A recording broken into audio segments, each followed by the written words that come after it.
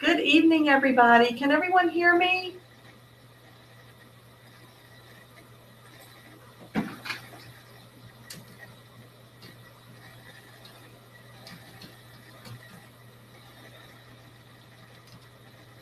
everybody hear me? Great, great. Tonight is really going to be one of my favorite lessons because I think that it has such special significance to the entire study of what we're doing. So tonight is largely focused on cultural aspects of the community that uses this as their language. You know, you really can't study a language without studying the culture and the people that use it. Super important. It changes the language and how it's used. It gives localized information, cultural information. It springs up through a culture. And so language is just one of the major components of culture that identify groups of people or identify groups of people who use a particular form of communication. It's not, as a linguist, I'd like to say it's the most important aspect of culture, but it's not fair to say. But it coincides with everything else that makes up a culture, whether that be geography, faith traditions, holiday traditions, food, climate, work types, family structures, patriarchy, matriarchy. All of these things are all part of what make up really individual cultures. The language, that one, it's the biggie, right? Because without communicating with each other, we don't really get a fair sense of an entire group of people. So I have kind of a quiz for you tonight. And then we're going to also kind of highlight some people that are real stakeholders, movers and shakers, if you will, in the deaf community. Some are young, some are older. Some of them may be names you recognize, and some may not be. But tonight I want to start with what we call an American Deaf Culture Quiz. Now, none of this is set in stone. This is a generalized set of questions, but I'd love for you to try to answer them based on what you know or even what you don't know, because tonight's really just about learning what it is that we don't know. There's a lot more to it than this. I've selected some cultural questions that I think are kind of important. So let's get started. Feel free to just put down the letter that you think is the right answer. So our first side says, what is American Sign Language? There's two of them in here that we use as a correct answer. So tell me what you think. And what we're going to do is go all the way through our questions and then come back and answer them. Okay? So maybe you want to jot down on a piece of paper what you put down for this particular question. This is number one. What you may have put down, what it is you think. You can type it into the chat box if you'd like. It's completely up to you. So we see that our choices are a visual form of English, or a language that relies on mime, a language that's capable of expressing abstract ideas, a language using picture-like gestures to express ideas, or a language utilizing space and movement to convey meaning. Okay? Now, I'm saying circle two, but there are some others that might fit in here as well. Just kind of keep that in the back of your mind. Okay? Everybody ready to move on to the next question? Yes? Have you had enough time to think this one over? Sure. Let's look at the next one. Here's number two. Historically, American Sign Language is related to what other sign language?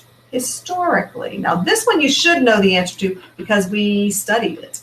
So historically, American Sign Language is related to British Sign Language, Swedish Sign Language, French Sign Language, or German Sign Language. And that one's pretty simple to choose from. Not a lot of debate there. In the same way that we will categorize other spoken languages, we can categorize signed languages as well. All right, let's look at number 3 as well on the same slide.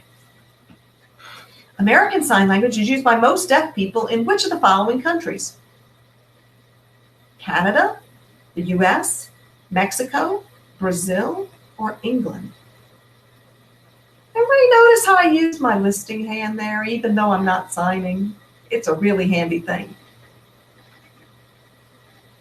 So Canada, the US, Mexico, Brazil, or England?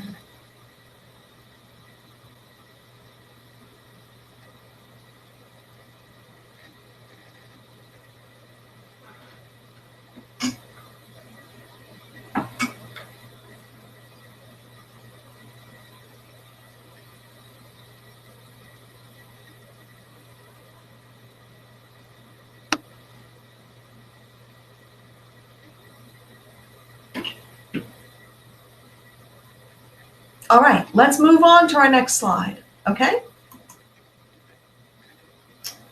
Approximately what % of deaf people who marry are married to other deaf people? Approximately what %?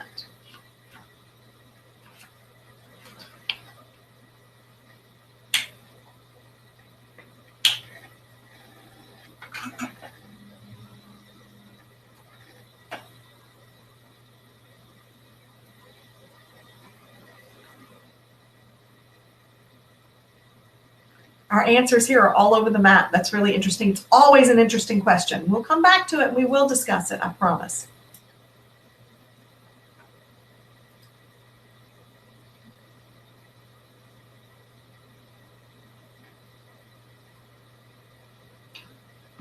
All right, so number 5. Now this is a really important language acquisition question. Language acquisition, how we acquire language. American Sign Language is traditionally handed down from generation to generation through A, deaf family members, B, deaf adults in the community, C, residential schools for the deaf, D, sign language teachers, or E, classroom teachers.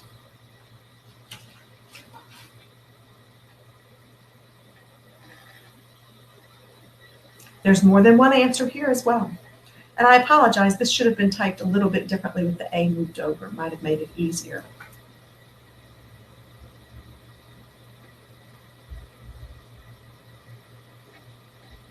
A little all over the map again, yeah, interesting.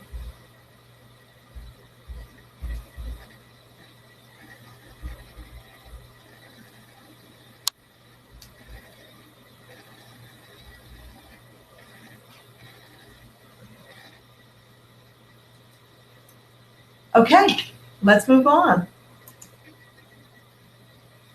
The role of facial expressions, or what we called non-manual markers, head movements and eye gaze in American Sign Language is primarily grammatical, stylistic, or emotive, which means to show emotion. So are they primarily grammatical, stylistic, or emotive? Well, this is about the language itself.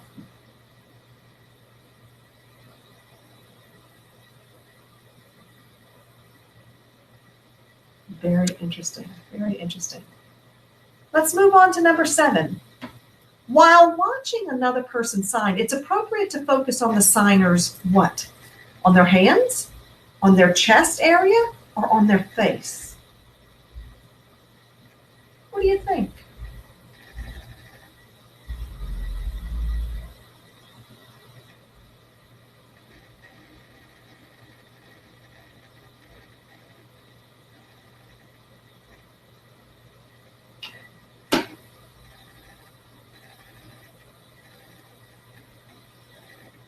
All right, let's move forward.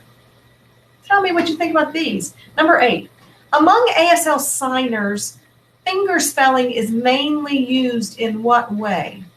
Interchangeably with any signs, to specify a brand name as an artistic art form, or to give names to people and places?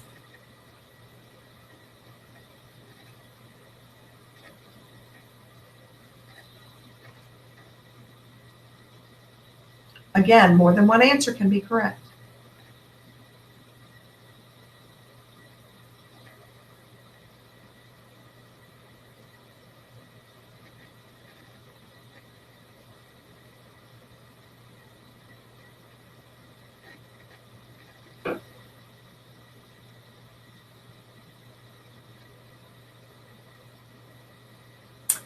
Number 9, ASL makes use of the space in front of a signer's body, and here we're talking about what I explained to you was the signing space, your window of signing that you would use. We don't want to sign way up here because my eye gaze will follow it. We don't want to sign way down here because we can't see it, or way over here unless we're whispering to someone, right? We want to keep our signs in a signing space, but what are we really conveying there?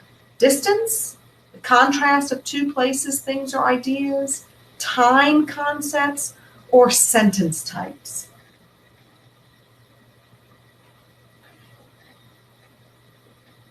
And there's lots of these answers that can be correct. I like Ellie says, all of them.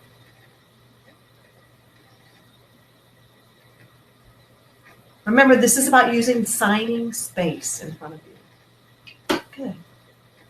Very good. You have been listening, I can tell. To get the attention of a deaf person who is looking the other way, you should A, yell as loud as you can. B, tap him or her on the shoulder. C, wave in his face or her face. Or D, go around and stand in front of them. What do you think? What's the appropriate way?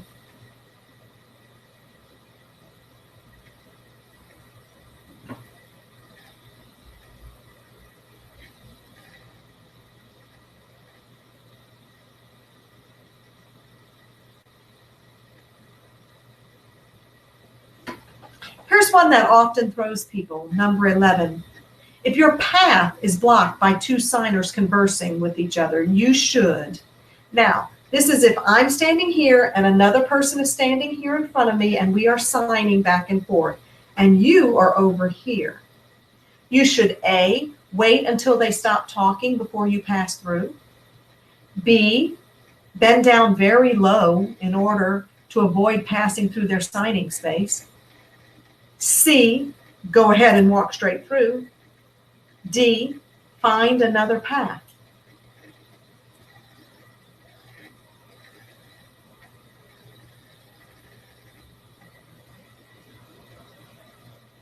Interesting, interesting. And we're going to stop at this one, number 12, just for now, so that we'll have enough time to make sure we can have a good discussion about the others. Number 12. Which of the following are considered rude by deaf people? Which of the following are rude? Moving a person aside so you can pass through? Watching a signed conversation? Describing a distinctive feature of a person to identify him or her? Or D, using your voice in the presence of deaf people?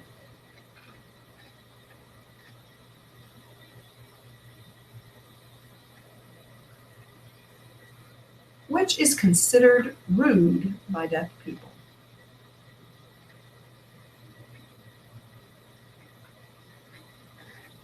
See a lot of different answers. So what do you think? Were these challenging? Yeah, they are. They can be. They can be, unless you happen to be a member of the deaf community or have friends and family who are, or you've had some experience with members of the deaf community. If you've studied this before and happen to already know some of these answers. Let's remember too, I think it's super important that we always use the caveat that this is not 100% of any of the people that we're defining here or that we're discussing. We talk about general characteristics of a culture, sometimes that grow into stereotypes. But stereotypes begin with some shared knowledge. It's always important to remember we think stereotype immediately that it's a negative thing, right? But sometimes stereotypes have their root in things that have been shared across a community. So just to clarify, I am not a deaf individual. I cannot lay claim to deaf community membership. I can be very much on the outskirts of the community, very actively involved. My entire profession has been involved in, but I am not a deaf community member. So I always want to add that in. You will meet 100 different deaf people, and every one of them will have their own individualized take on everything that we have talked about today. Because deaf people are still people, still individuals, just like all of us.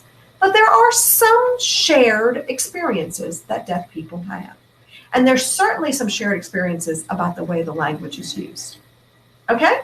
So let's kind of go back really quickly and see what we can find out. What is American Sign Language?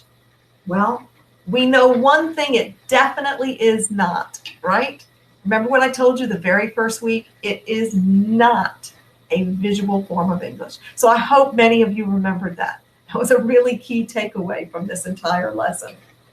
It is a language capable of expressing abstract ideas, absolutely, and a language utilizing space and movement to convey meaning. Now, does that mean that we cannot include this, a language using picture-like gestures to express ideas and concepts? Only to an extent. That's the reason we don't normally include D in as that answer. For this one, we usually just accept B, hold on, let me try to get this in. B, oops, not B, excuse me. We only just accept C and E. Because obviously it's not mime, it is not mine, and we use a picture-like gesture only when a sign is iconic. Here's one of the most iconic signs there is. What do you think that sign is? Everybody guess.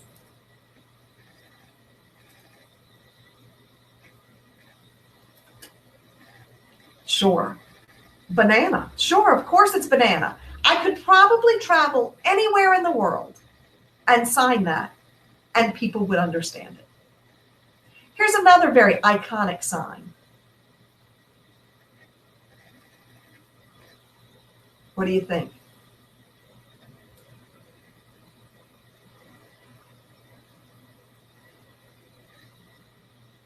Obviously, the telephone. Sure, sure.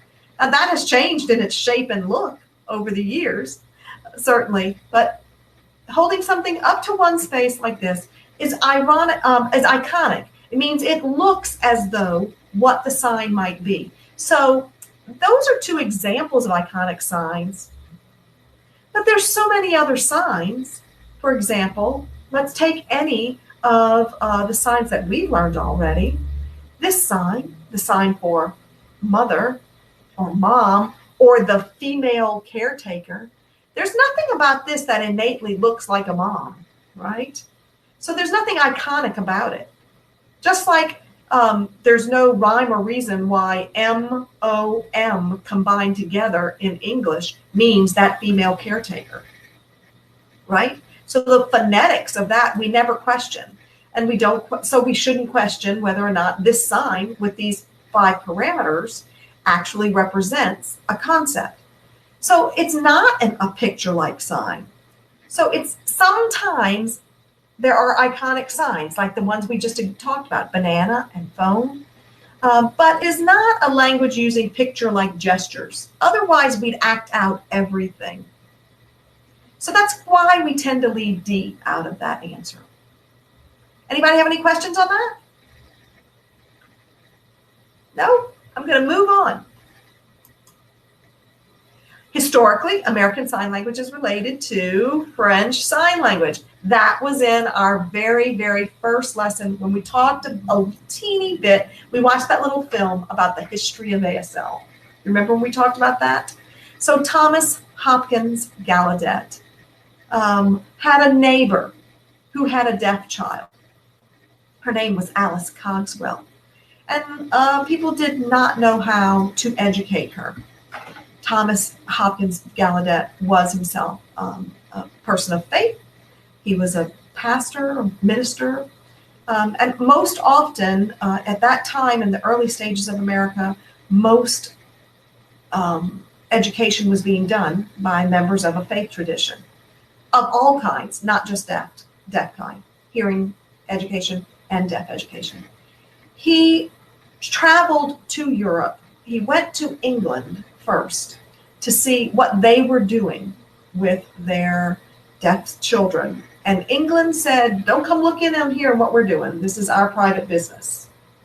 So he missed out on that and traveled shortly across the channel over to France, where he had heard about the Abbé de l'Épée, who was also a monk who had been working with deaf homeless individuals. He had been noticing that they were using consistent gestural-like signs, and he began to chart them and mark them down.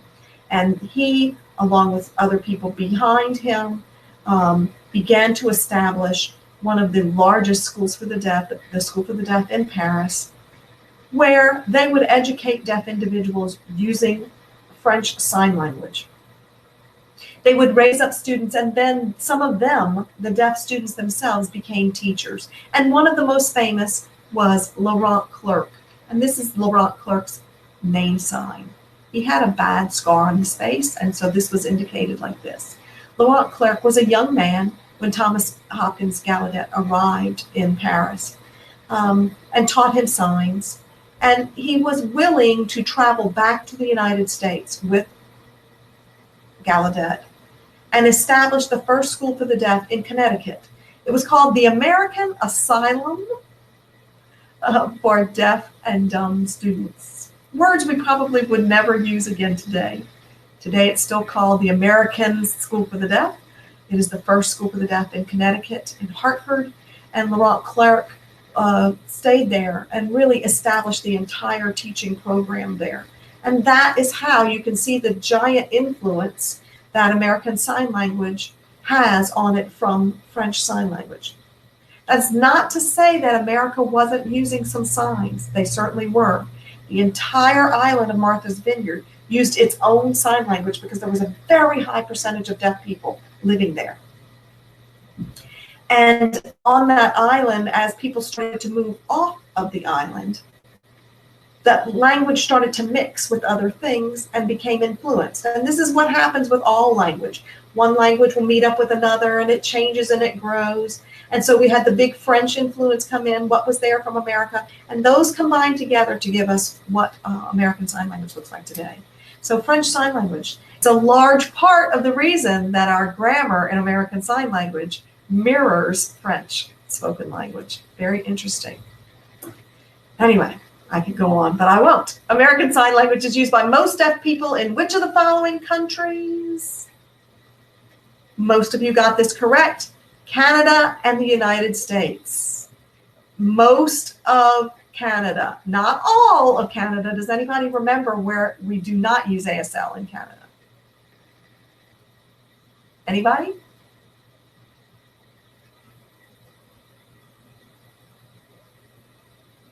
Any guesses? Correct. Quebec is correct. Quebec. That is absolutely correct. So it is Quebec that uses its own sign language that is separate and apart from American Sign Language. But the most of Canada, which is still a huge portion of property and land, certainly, is using ASL along with the United States. As close as Mexico, however, they are using an entirely different sign language. Brazil, obviously a whole nother continent, we're using a different sign language. England, this one sometimes confuses people. Why might that be? Well, because people still like to think, well, they speak English there, it must be the same. Not the same. British Sign Language looks very different. You'd be surprised just how different. British Sign Language has a two-handed alphabet. The consonants are marked here. The verbs are marked in between, and so you are constantly moving two hands as opposed to our one hand. Very different. Definitely something that's unique. All right, now here's a cultural question for you. Approximately what percentage, and I saw a large variety of answers in this, what percentage of deaf people who are married marry other deaf people? Go ahead and type in your answers again for me there so I get an idea.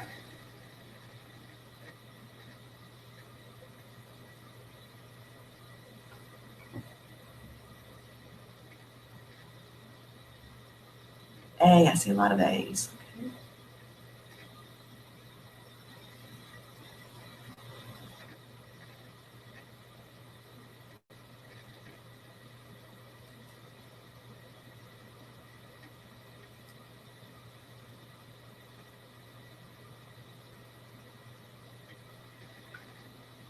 Okay, I'm seeing still a lot of variety. The answer is D. Does that surprise you?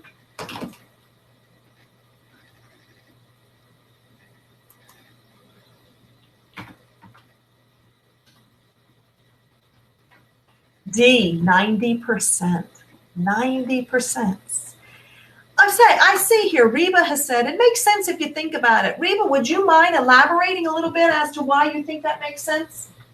Why does that make sense?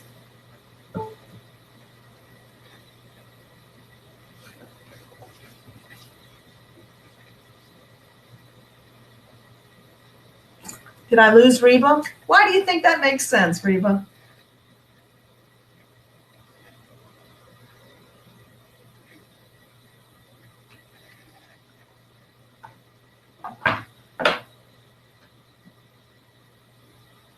Any ideas? Anybody can chime in, just like a lot of people marry within the same culture. Absolutely, absolutely.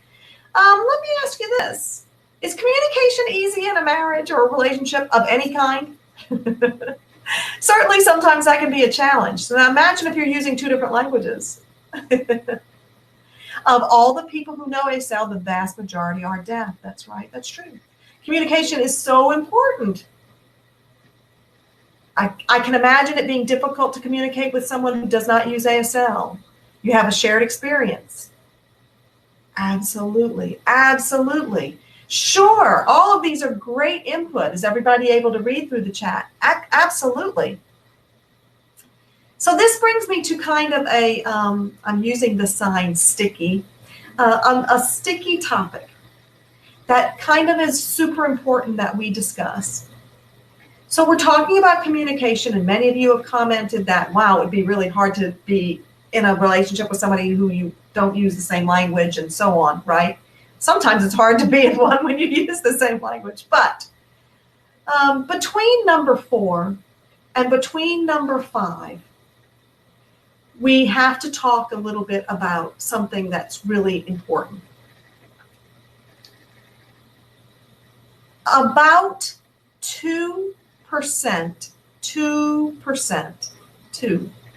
of deaf people who are born deaf are born to deaf parents. 2%. And those numbers shift, sometimes 3, sometimes 1. So the average is 2% of deaf people are born to deaf parents. That means what? Transversely, that 98% of deaf people are born to what? Hearing parents. Everybody with me? Yes? Okay, let's talk about that 98%. So the vast majority. the vast majority of deaf people are born to hearing parents. Of that 98%, not all of those people will be signing deaf people. That's important to remember. Some will use an oral method. Some may have enough hearing that they choose to use speech reading and speech only, along with an oral method. Some may be greatly aided either with cochlear implants, hearing aids, some other kind of device. Most will all be exposed to some sign language at some point. But their parents are making these decisions for them, just like all of us make decisions for our children about their educational process, their communication process. We inadvertently make a decision about what language our children are going to use by what's spoken in our home, right? So, of the 98% who are born to hearing parents, I'd love to see some guesses, if I could. Just give me ballpark percentages of parents who are hearing that learn to sign with their children. What do you think? Throw that out there. What do you think?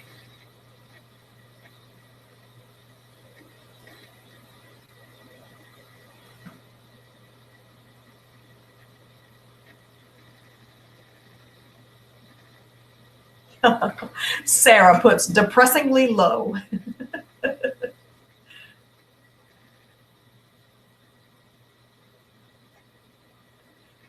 I don't know how many of you are watching the chat box, but you can see that the numbers range from 3% to 85%. Some say 90%, right? Here's the unfortunate sticky part. Somewhere between 10 and 15% of the parents learn sign language. What does that mean? That means that if we take the high end of 15% of parents learning sign language, and that, by the way, is however much they learn or how little they learn. If we take 15% of the 98, we're talking about 83% of deaf people, all deaf people, whose parents do not communicate with them through sign language. That, keep in mind, that includes people who are going to be oral. However, we also know that lip reading the English language, the most skilled lip readers can catch roughly 30 to 40% of what is coming off of the mouth. 30 to 40, the most skilled. And that's when the circumstances are perfect, because everybody, I want you to lip read me now, okay? I'm going to say something that you all should know. Ready?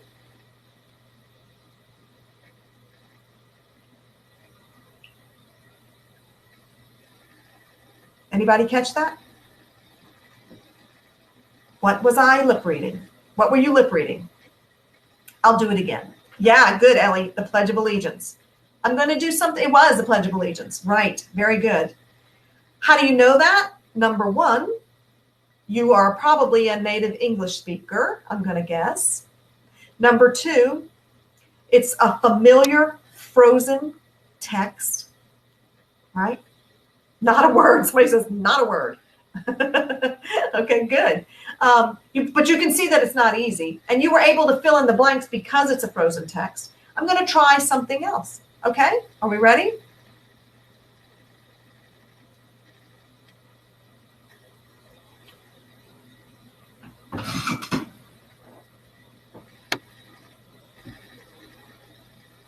Anybody catch anything?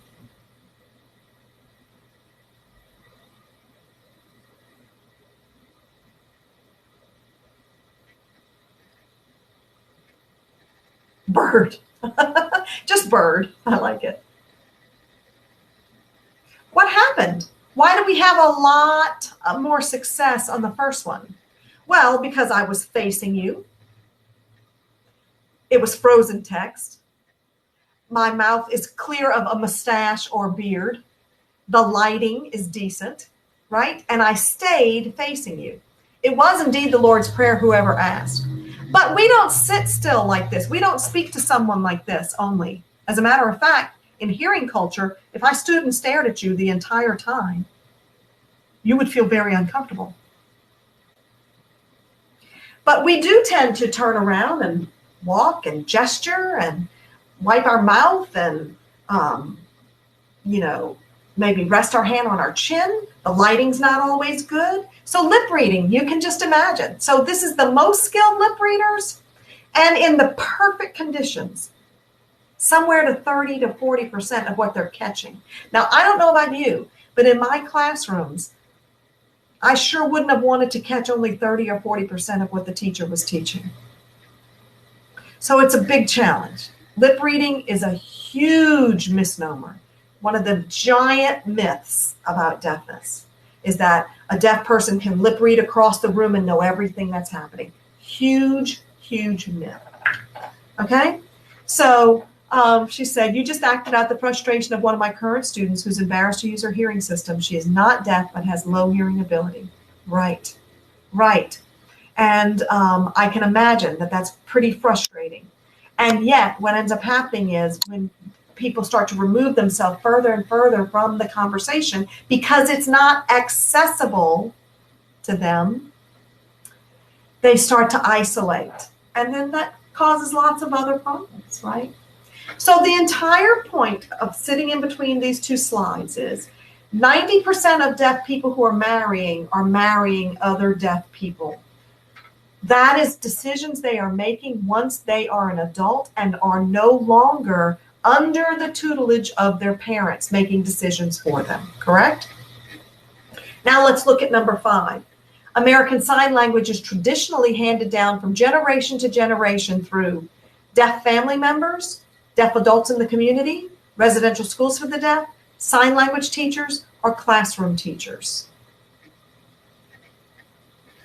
Now this one's really interesting because for a very long time, residential schools for the deaf were the number one place that deaf children went to school. However, that is no longer accurate. The reason we use this answer is because this question is still framed as traditionally handed down. And it's A, deaf family members, if they happen to be in that 2%, right? And C, residential schools for the deaf. However, more often now they are learning their language from sign language teachers or classroom teachers. Now, what could be a challenge here? What could be some things that might challenge this so that it's not the success that it should be? What do you think? I'd love to see your thoughts.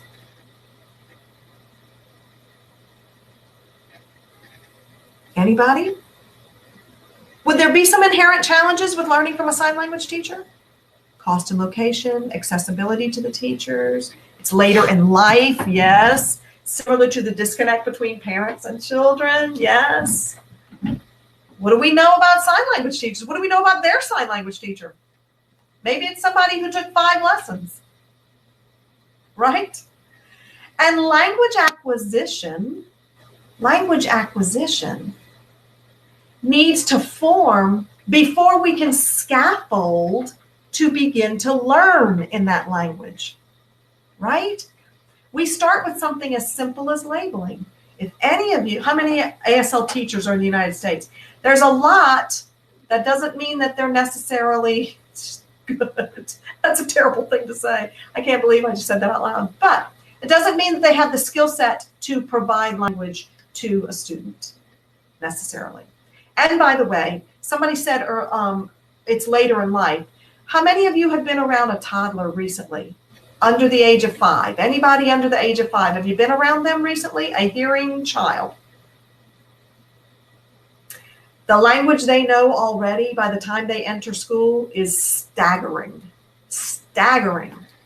I happen to have a 2.5-year-old grandchild. The language that she uses blows my mind. Not just vocabulary, no longer just pointing and labeling, but words that transition, prepositions, before me, following me, behind me. These are concepts that have been built on other language that was underneath it. And this is at 2.5. So if we were to wait for her language to develop until 5, would she ever make up the distance and the difference? It is highly unlikely. All children, but specifically children learning a different language than theirs of their parents, need a language-rich environment. So this is an ongoing issue that we have with deaf children in schools. If as many as 80% of them are not receiving any kind of direct communication from their first teacher in life, their parents, as many as 80%, you can imagine what it's like when they enter a mainstream setting. And that is where more of deaf children are attending school these days. They're not attending the schools for the deaf. This is the sign for School for the Deaf, as they once did. Many of them started in a school for the deaf at the age of 2 or 3 and stayed there, lived there in dorms. Some commuted, but they were surrounded by people signing all day long. Their language developed in a natural way. They saw deaf adults using language. I've worked with a lot of deaf children in the course of my career, mostly in a public school setting. So these children never see examples of deaf adults. They think when they grow up, they're going to become hearing. Why wouldn't they? They see everybody who's bigger than them speaking and using their voice. Why wouldn't they think they would? It's a really amazing phenomenon, this language acquisition problem. Look into that if it's something that's interesting to you, language acquisition. There are currently some legislation. I'm in Louisiana, and currently in Louisiana, we just not long ago passed some legislation that provided for language acquisition for deaf children as a fundamental right. It's a big, big movement across the country so that language cannot be withheld from them while parents are tinkering with electronics. Super important. So I'm going to move on because I could, as you can see, talk about culture forever. So let me move on and not bore you. The role of facial expressions, head movements, and eye gaze is primarily grammatical. And we talked about this early on. All of those non-manual markers are grammatical.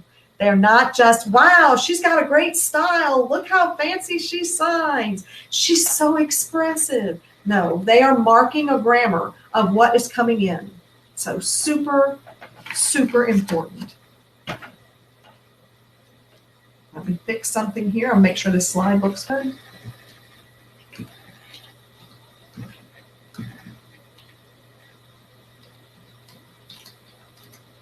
All right.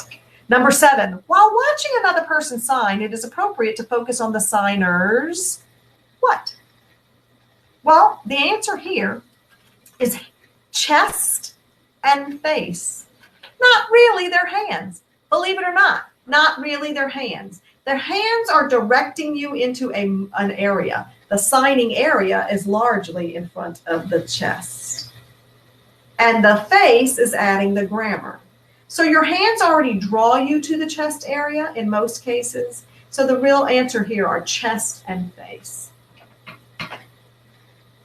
Please, if anybody has any questions, give me a shout out. I'd love to see what your questions are. Among ASL signers, fingerspelling is mainly used in what way?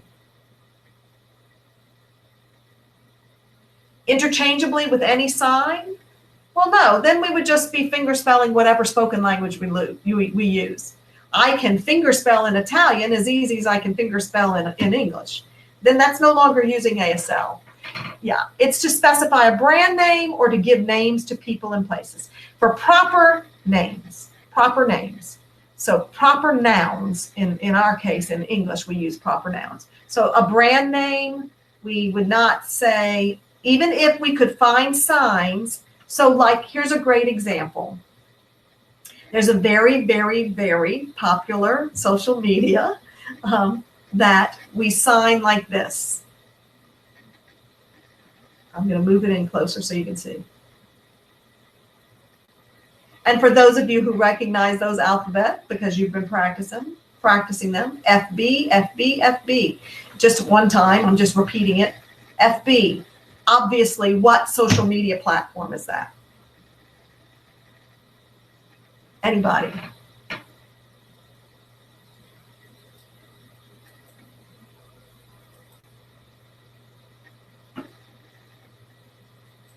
Yes, obviously it's Facebook. Obviously it's Facebook. However, here's something that's important to remember. There is a sign for face. This is what it looks like. And there is a sign for book. So why is it not Facebook? Well, because Facebook is a proper noun. And so it took on some of the elements that fingerspelling does. And it got shortened. Instead of saying Facebook, that's me fingerspelling Facebook really quickly. Facebook. The very first sign I ever learned for Facebook before it was a big, huge platform was this. Somebody in the deaf community started using half of a book alongside of a face. And then people realized, wait 1 second. It has nothing to do with your face or with a book. And the sign developed into Facebook. So fingerspelling, a great example there of how that is a brand name that has been given a fingerspelled component. Good. All right. How about number 9? ASL makes use of the space in front of a signer's body to A, B, and C. It does not indicate the sentence type. The space in front of the body is going to just say how far something is from something else, the comparison or contrast between things, or the time concept, because what did we learn last week? Moving forward means going to the future, moving behind us means going into the past, and staying right in this area, right in front of us, is an indicator of the present. So there are other sentence types besides time, topic, comment, which we talked about. There's rhetoricals, there's subject, verb, objects. So in no way does the space necessarily give us that indication. So, did I jump? Did I go right? Oh, there we go. Sorry. To get the attention of a deaf person who's looking the other way, you should, what? Should we yell as loud as we can? Should we tap them? Wave in his face? Go around them and stand in front of them? Anybody want to throw out their answers again? See a lot of B's. Tap him on the shoulder.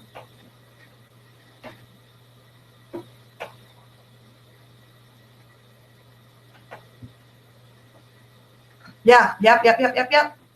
B and D is correct. B and D. Tap him or her on the shoulder if you're close enough to them. Now, if they're across the room, you can't tap them. Your arms are only so long. So the tap.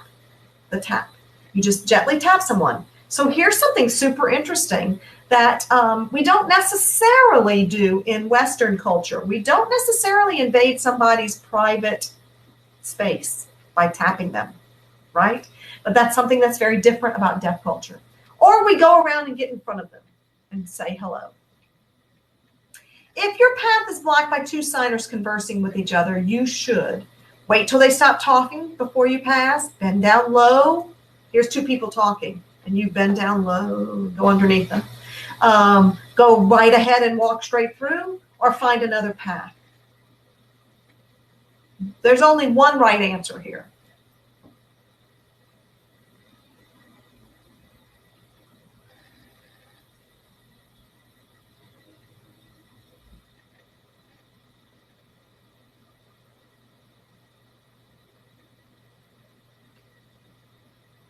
I'm seeing the vast majority of you think that it's D, find another path. This one's going to surprise you. C is the right answer. Go right ahead and walk right through. Now, how does that sit with you in your gut as a hearing person? When you're having a conversation, is it okay for somebody to walk right through in the middle of your conversation? Rude, somebody wrote. Yes. Yes, it's so strange. Yes, you would never do that as a hearing person. It sounds rude. How many other things in other cultures would we consider rude, or that would they consider rude of something that we do in Western culture? If and I have no idea where everybody's from, so I'm just throwing it out there as if that is my culture. So it feels disrespectful, seems rude. Let's talk about that for a minute. Here I am, here's a person, and we're signing, signing, signing. How are we communicating? Visually, right? Visually. What do you think is more distracting visually, visually? If I stand right here and just wait for you to finish, if there's a person standing right here and I'm signing away to somebody and they're just standing and waiting, at some point they're going to catch my eye, right? That is visually distracting because they're here and they're just waiting and they're maybe tapping their foot, just waiting. So visually, it's very, very distracting. If you then, here's me and here's the person, if you crouch down low and try to crawl underneath our hands, well, that's pretty visually distracting too, right? Like, what? What are you doing?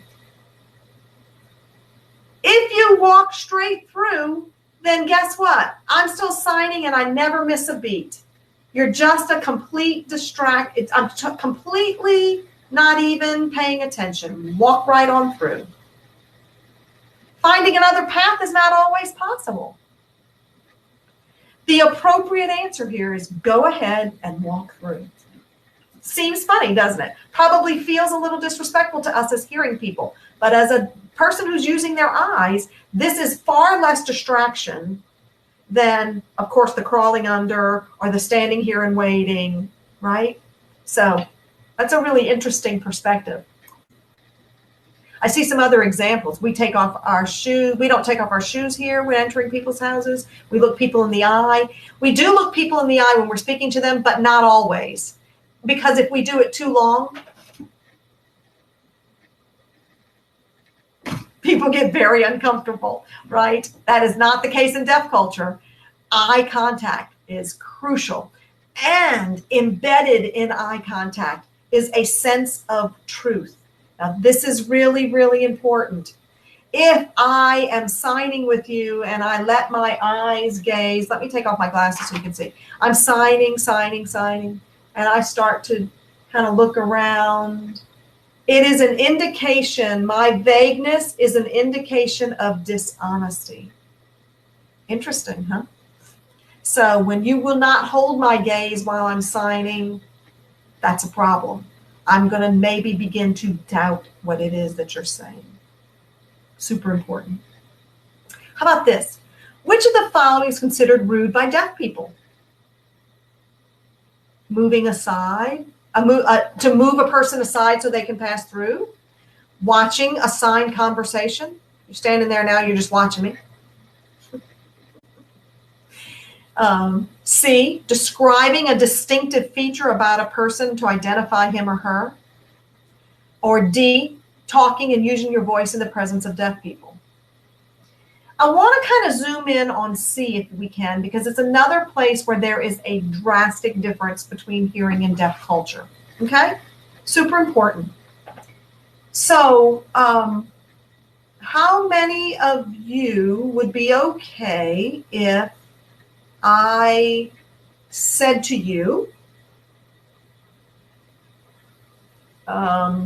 let's say I haven't seen you in a few years, let's say, maybe 1 or 2 years. I haven't seen you in a few years. And since that time, you have really, really, really, really lost weight. You're very shrunken. And maybe you've decided to wear your hair super, super short. If I walked up to you in hearing culture and said, my goodness, do you have cancer? What? Right? We would go, oh my. But in deaf culture, we would notice, wow, you're so thin.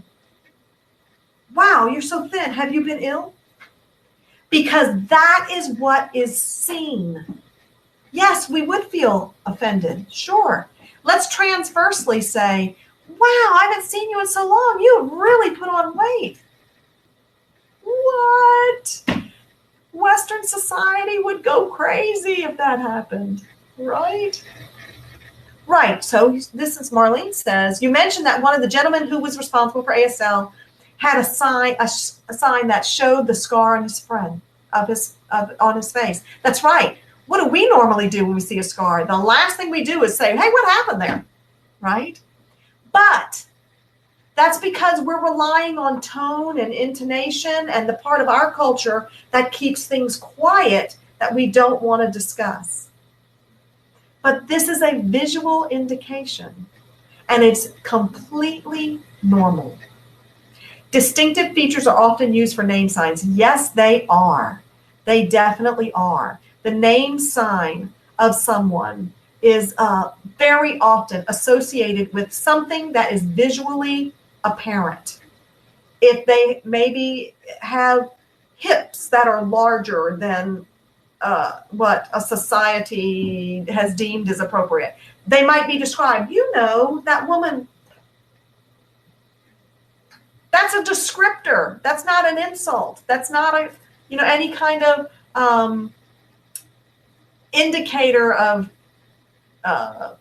socially acceptable appearance. It's just a descriptor. So C is not something that is considered rude.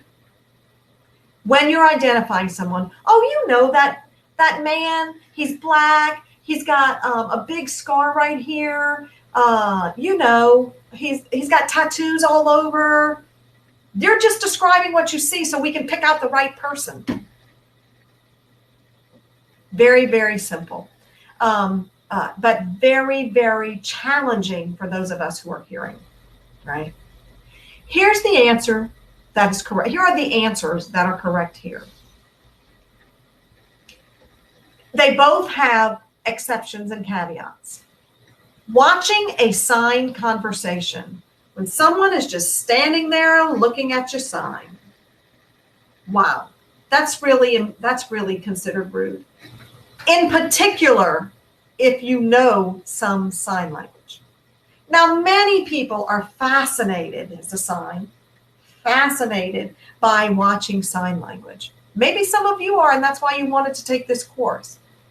But staring at people having a conversation because you're interested in how they use their language, totally inappropriate.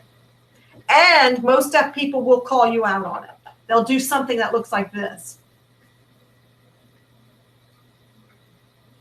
Get your eyes back in your own head, basically. Get your eyes away from me and pay attention to your own. Yes, it's like eavesdropping. Exactly. Same as English in that sense. But let me say something about a spoken language.